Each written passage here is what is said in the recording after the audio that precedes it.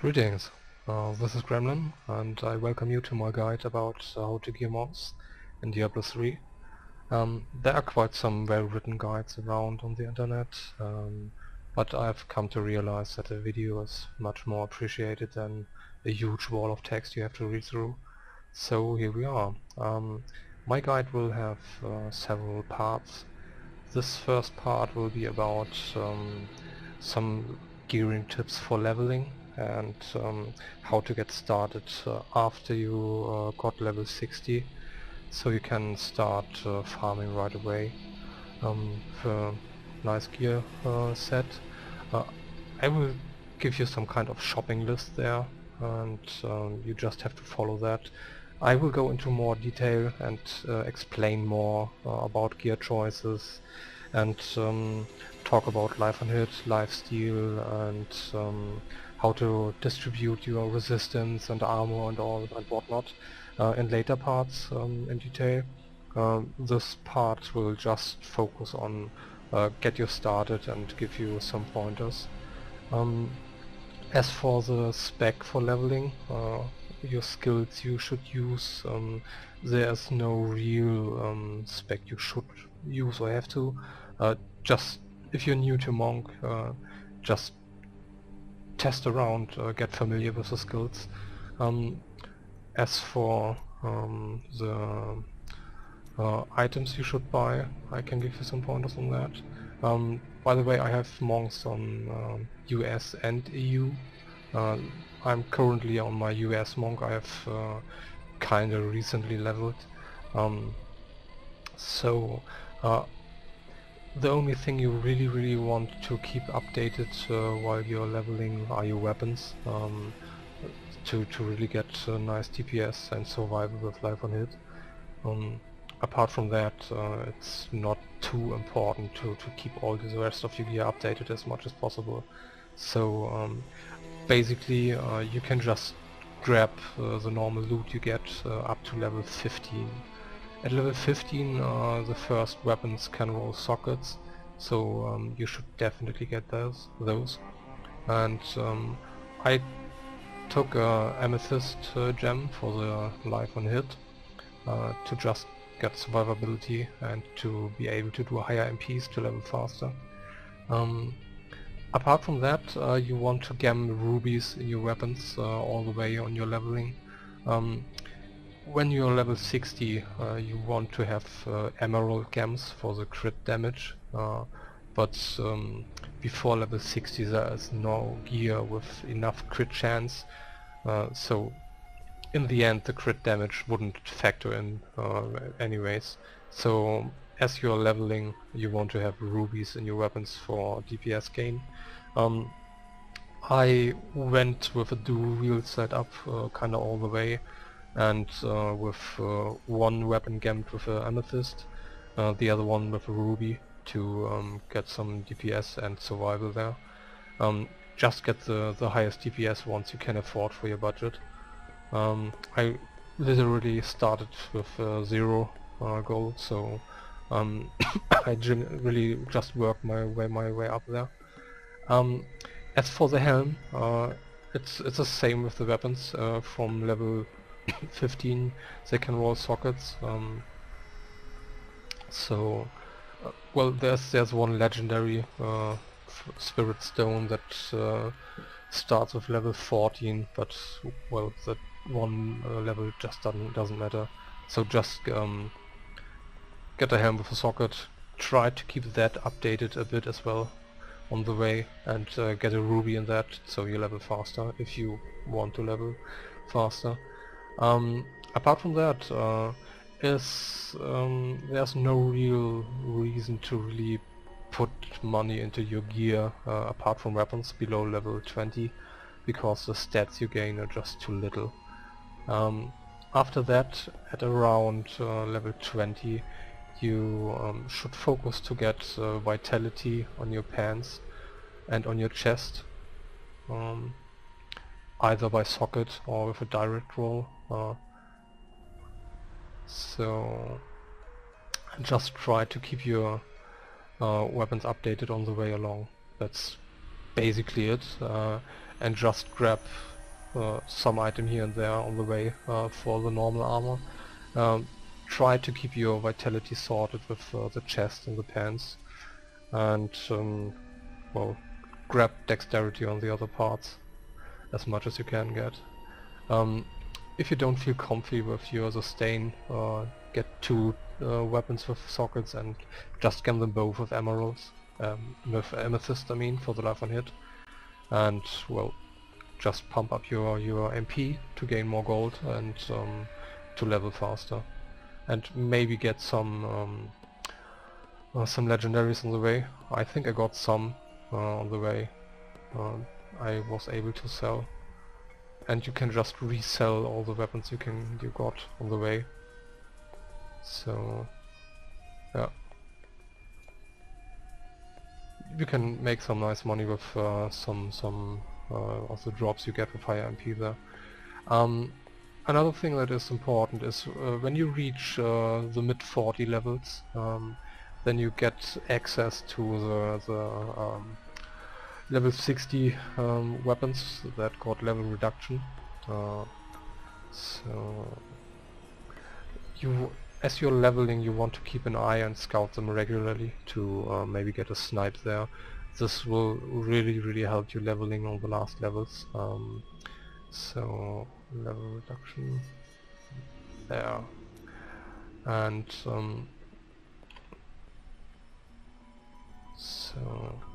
and you want to be at least 44. So I think there are even lower level reductions possible. I think it's 18 even. But that weapons really get expensive, and they want a lot for that if you want a somewhat high DPS one.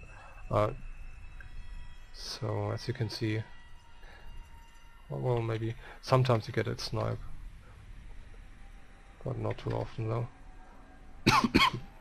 Yeah, as you can see, it's still nice DPS for level 42, amazing even, but well, it depends. If you have the budget, just get it anyways. Apart from that, I found to get the best or the most fair price deals on about 46. As you can see, you can get a much higher DPS then, and just grab normal good weapons until you really hit 46 or 47 even. Just keep an eye out. Sometimes you can get nice deals there. For example, that one, it isn't up too high any still. It's just around 50k and just 3 hours to go. So I guess you could get that for quite sure for 300k. And if you and even for 100k with buyout you can get some nice DPS, so yeah, just aim for that. If you can, grab a socket for amethyst or get life on hit directly on it. It's really worth your while on the leveling. Yeah, maybe just go with one weapon with life on hit. It doesn't need to be too much. On that level range it's quite okay. This one got life steal as well, so just get a lower DPS one with life on hit and another one with as high DPS as you can afford. That will just help you leveling. As for the specs, I will talk about 2 specs that are quite common, or called cookie cutter. At the moment, this one is one of the most used specs around. As the spirit generator, Fist of Thunder, with Thunderclap. It provides good mobility, good spirit generation, and the AoE effect it got will factor in with life on hit, and well, gives you an AoE as well. And it actually every hit you do with the AoE can proc critical hits. That will be of consideration for your sweeping wind. So for the mantra, the most common choice is Mantra of Conviction with Overall to just boost your DPS by a flat amount. So you can, when you are able to spam your mantra, get somewhat of a 48 DPS increase just by the mantra.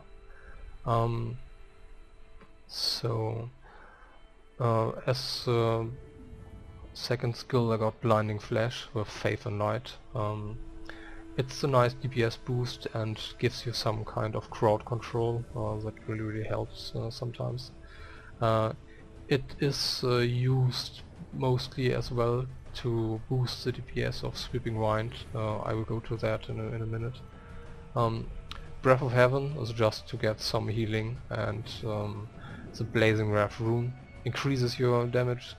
That's good, of course, so you just want to grab that.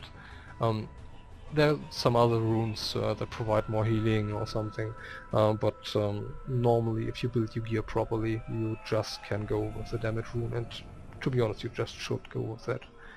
The Serenity is just your oh shit button, just a immunity bubble kinda.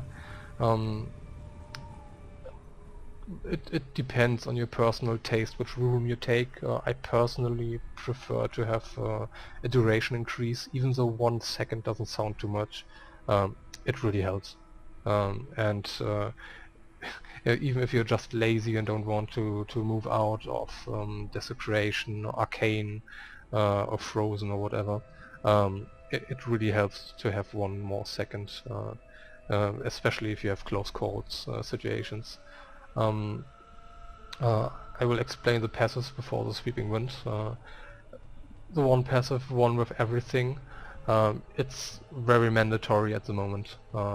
It's if you want to play Inferno and want to go a bit up on the monster power levels, this one is one you really want to take. Blizzard announced they will look into that skill because they don't like it to be mandatory.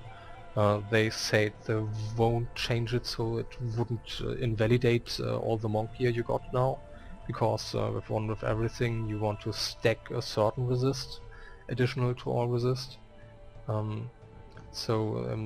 That's open to interpretation though, because when they say it won't invalidate it, it could mean they still will nerf it.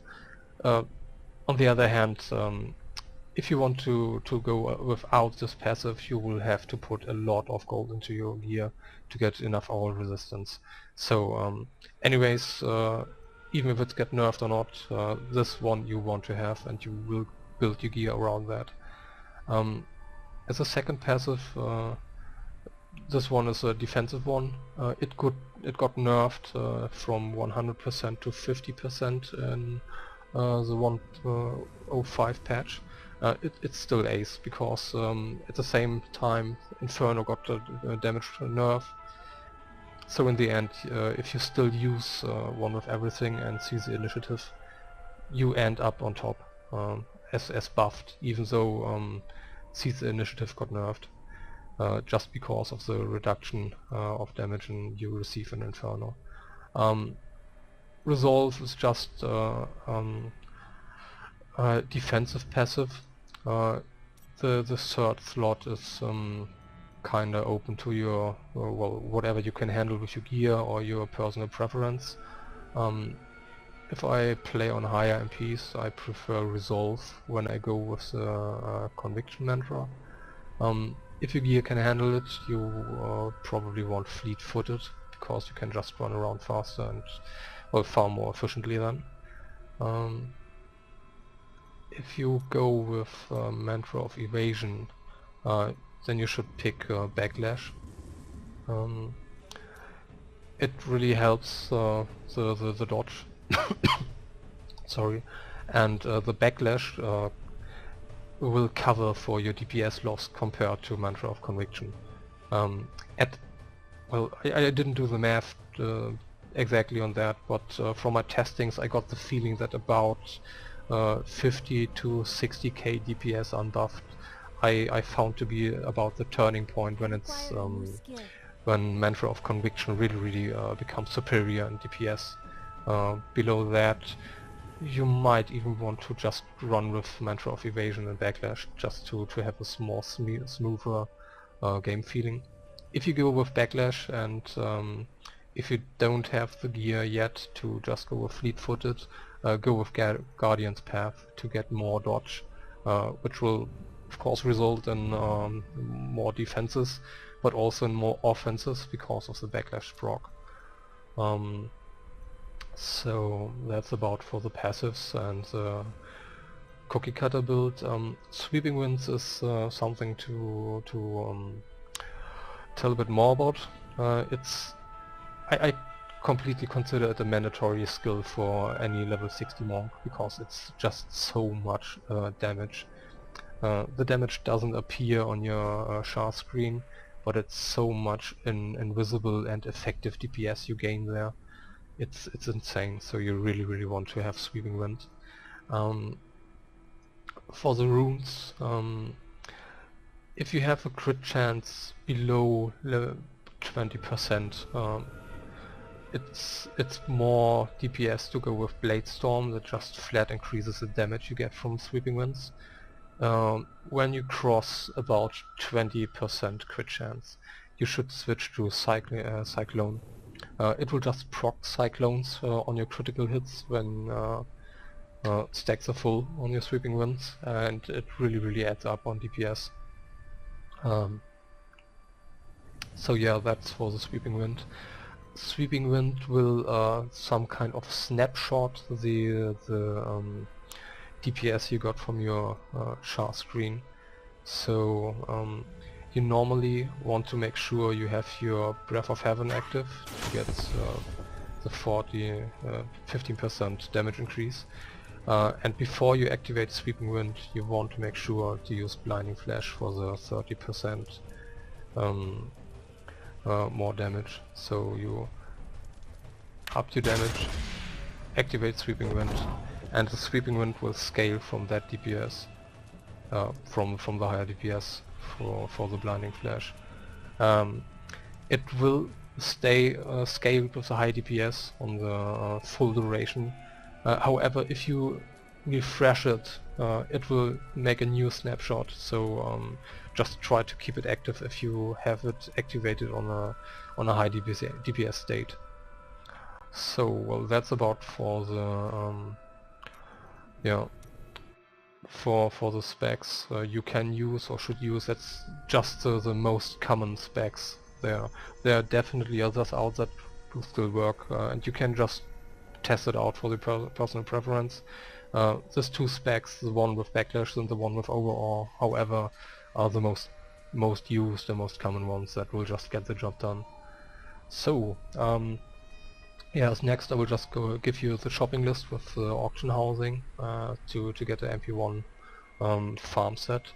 You want to be at MP1 because every rare you get will get some eye level 33 I mean FX rolls. So even if your item you drop has eye level 50 something, 58 maybe, it still has a chance to get ace rolls and be a high price item.